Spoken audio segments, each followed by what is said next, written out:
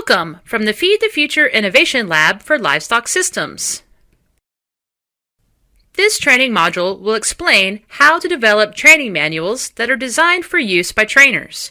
This video is the second in the series on how to develop a Training of Trainers manual. In the last video, the objective was to state the basic tenets of adult learning. By the end of this video, you will be able to describe the strengths of backwards design and planning for training. There are many ways to design a training manual. We suggest a method termed backward design. This method is called backward design because the process for designing a manual starts with defining the end result, what the participant will be able to do when they complete the training. So, how do we determine this? First, it is important to analyze the situation. What are the needs of the target audience in terms of knowledge, skills, attitudes, and behaviors? What are the constraints that might influence the success of the training? What assumptions are you making about the target audience? Once you are aware of the needs of the target audience, what are the desired results? What does the target audience need to be able to do? This is tied directly to the development of learning objectives, which we will discuss in the next section. Next, how will you determine success? Will there be a knowledge check? A formal evaluation? How will you know that the participants have successfully achieved the learning objectives? Once we know what the objectives are and how they will be evaluated, we turn to the instructional content. This is the primary difference between backward design and other design methods. Many times, an instructor will start with their area of experience or the instructional content.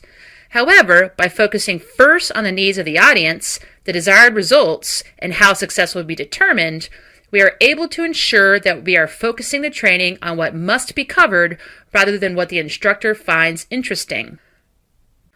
In keeping with the principles of adult learning discussed in Video 1, the instructional materials should be tied to direct experiences. This is often termed a hands-on approach to learning. This may include interactive teaching methods such as brainstorming, case studies, role plays, discussions, and fieldwork. We highly suggest keeping lecture to no more than 20 minutes. The research on adult learning shows that this length of time is the best for retention of information. Between short lectures should be hands-on activities.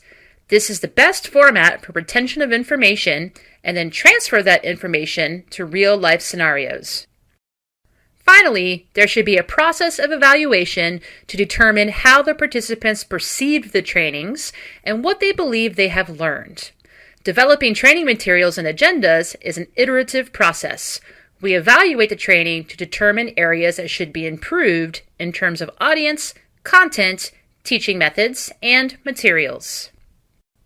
So, using a backward design approach, we first analyze the situation, second, define the desired results, third, define how success will be determined, and then determine the instructional content, the teaching methods, and how the overall training experience will be evaluated. Now for a brief review. In backward design, we begin developing training by A, creating the assessment instruments that will measure success, B, designing the certificate template that will be awarded, C, defining the end results or what the participants will be able to do at the end of training, or D, planning the lecture materials. The correct answer is C. In backward design, we begin developing training by defining the end results or what the participants will be able to do at the end of the training. This will allow us to be sure that the training includes all of the relevant information that is needed. In backward design, the first steps of training development would occur in what order? A, first develop the instructional materials. 2, analyze the needs of participants. 3, develop the objectives. 4, determine how success will be measured. Or is it B? 1, analyze the needs of participants. 2, develop the objectives. 3, determine how success will be measured. And then 4, develop the instructional materials. Or finally, is it C? 1, analyze the needs of participants. 2, determine how success will be measured. 3, develop the objectives. And 4, develop the instructional materials. The correct answer is C. In backward design, first, you analyze the needs of the participants. Second, you determine how success will be measured. Third, you develop the objectives. And finally, you develop the instructional materials.